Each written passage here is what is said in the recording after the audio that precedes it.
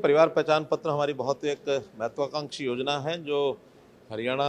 एकमात्र ऐसा प्रदेश है पूरे देश में हमने जो 3 साल पहले इस काम को शुरू किया था और अब उसका जो भी एक फाइनल स्वरूप निकल करके आ गया है। जितनी भी सरकारी सेवाएं योजनाएं हैं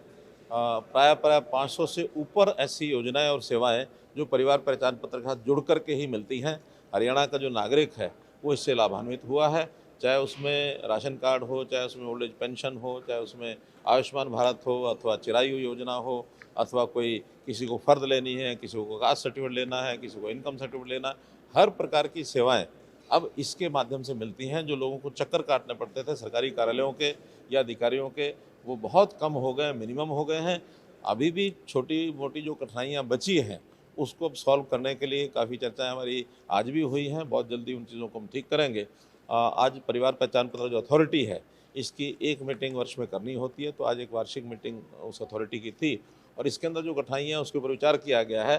विशेष तौर पर इनकम के नाते से जो कठिनाइयाँ हैं, लोगों के डिस्प्यूट्स हैं,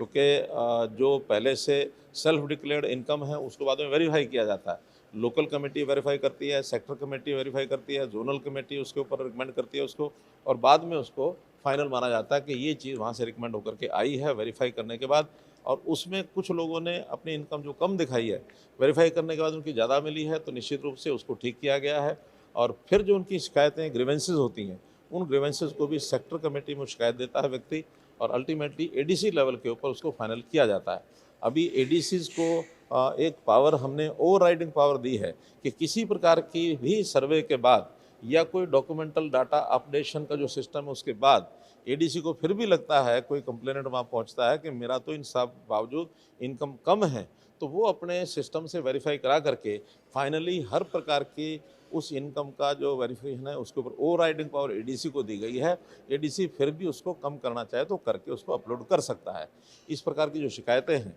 अभी जो पेंडिंग हैं, लगभग 2 महीने में आज हमने जो तय किया है कि हर एक शिकायत को निपटारा करके उसको कंप्लीट किया जाएगा। जो इस प्रकार के सारे विषय हैं,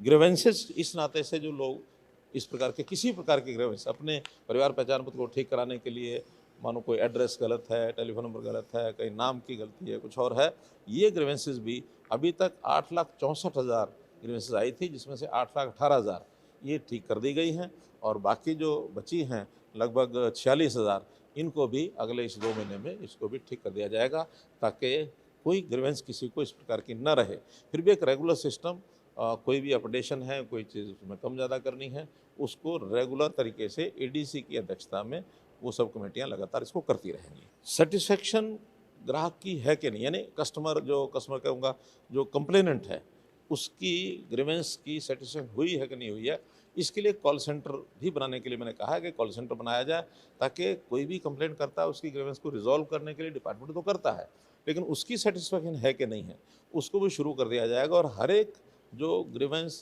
जिसको यहाँ पर जिसकी लुक आफ्टर कर लिया जाता है उसके लिए उस कंप्लेनेंट को फ़ोन करके उसका सेटिस्फेक्शन लेवल ये भी उसमें से देखा जाएगा।